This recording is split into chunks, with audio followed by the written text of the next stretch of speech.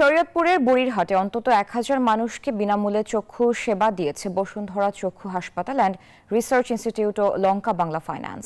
সকাল থেকে চিকিৎসা সেবা নিতে আসা মানুষের আনাগোনা শুরু হয়।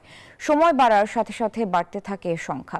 দিনব্যাপী শরীয়তপুরের ডামুড্যা উপজেলার ইসলামপুর ইউনিয়নের বুড়িরহাট মুন্সিবাড়ি এলাকায় বসুন্ধরার পক্ষ থেকে বিনামূল্যে চক্ষু চিকিৎসা সেবার আয়োজন করে সালেহা মুমতাজ মেমোরিয়াল ফাউন্ডেশন।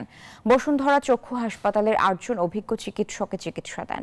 বিনামূল্যে মানসম্মত এমন চিকিৎসা সেবা পেয়ে খুশি অসহায় হতদরিদ্র মানুষ।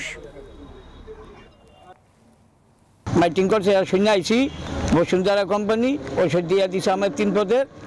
আশা করি ভালো হয়ে যাবে। আমি তারা জানি আরো প্রতি বছর বছর মানুষ গরিবদের জন্য আরো সুবিধা করতে পারে। আমরা এখানে যে সমস্ত পেশেন্টরা আছেন তাদেরকে আমরা বিনামূল্যে চোখের সেবা দিচ্ছি। তাদেরকে চক্ষু পরীক্ষা নিরীক্ষার মাধ্যমে তাদেরকে চশমা দেওয়া হচ্ছে বিনামূল্যে।